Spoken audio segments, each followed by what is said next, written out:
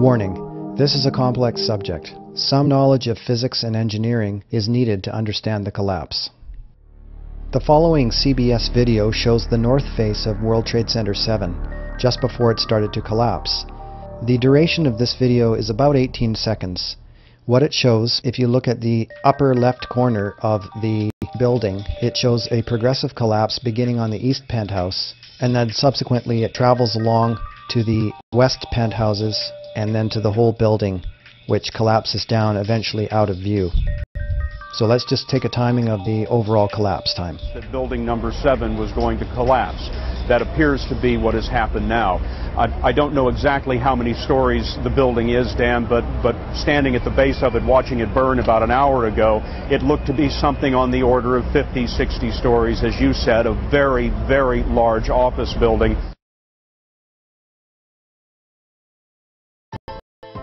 So to recap, total collapse time was more than 14 seconds. That's observable on the video. 47 stories. Free fall would have taken about 7 seconds. So that's about half the rate of free fall. Now let's take a look at David Chandler's analysis. This is a chart that shows just a portion of the collapse. It's the time when the main parapet wall, which is the upper right in his case, starts to fall, okay, until it descends about 18 floors to this point you see here.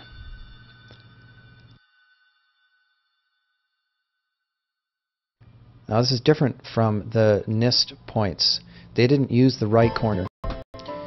They used a point closer to the midway along that parapet wall, and their calculations are 5.4 seconds from the start of that collapse to the time it gets down to 18 floors below. Now, in the time I have on this video, I can only summarize a few of the things that Chandler says on his videos.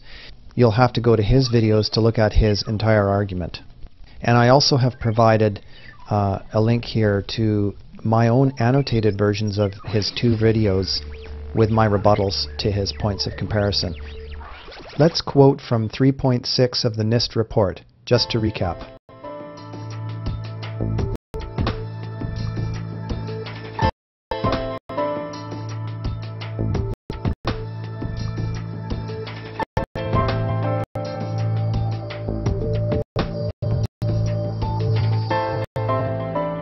And we'll quote from David Chandler.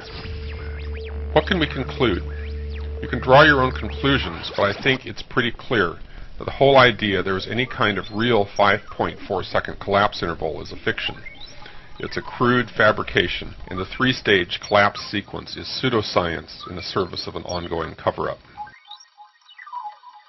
What I'm going to show you is that the idea of the 5.4 seconds is very justifiable based on the video that we are watching, and I'm going to show you exactly how I did my measurements and what my conclusions were.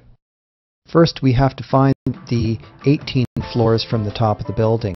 Using this good quality picture here, I was able to count down the floors. I'll show you how I did it.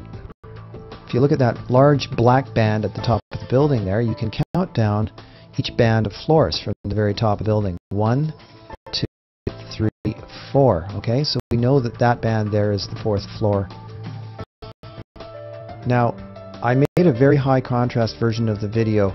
You can't really see it properly here, but it really helped me to check on that video that CBS took exactly where the floors were. And you can see that black band there, and that's the 4th floor underneath it. And then I just counted down till I got all 18 floors. Okay, so it's blah blah blah. You go down it 1 floor at a time. You can do this on your own as well, just to check that. And you come down to just above that other building parapet. Now, I loaded the clip into iMovie, and what I wanted to do was just scrub back and forth to look for any motion. There's 2 advantages to doing this over what David Chandler was doing. Number 1, using the motion in a quicker speed, you can actually see things moving. So we're not going just frame by frame. And you can see that on the left there, that parapet wall starts to move at the same time, approximately, pretty much, as the collapse of the mechanical penthouse that's up top. But you don't see a lot of movement on the right corner of the building, and that's where David Chandler was measuring. The collapse occurred from east to west. That's very obvious because the east penthouse collapsed first. That's a fact.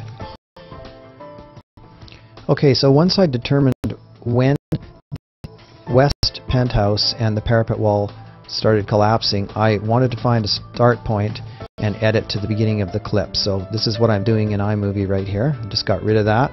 And I didn't go right to the spot. I gave a little bit of slop so I could check it. But I also wanted to look at the rest of the collapse down to the basically the 18 floors. So you may have noticed, if you look at the timeline where my pointer is and so on, that we're at about 6 seconds and 2 frames. So we're already pretty close to our final edit point for the purpose of this part of the collapse. And you may notice those 2 white sort of shapes.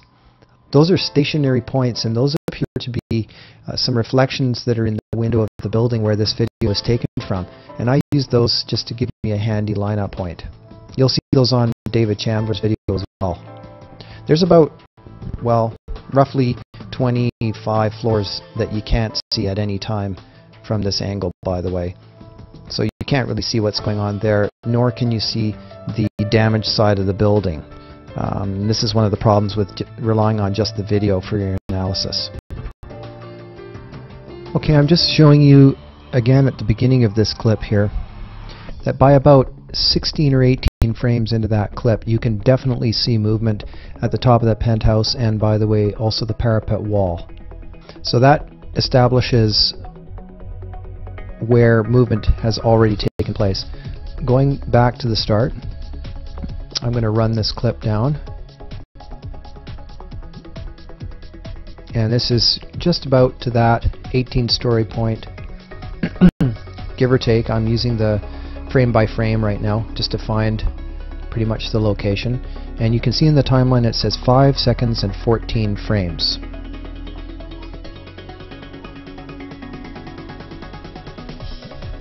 And here's the calculation for you from frames. 2997 drop frame is what we're using, times 0.4. That gives you a total of just about 12 frames. That's just about 5.4 seconds in total. There you have it.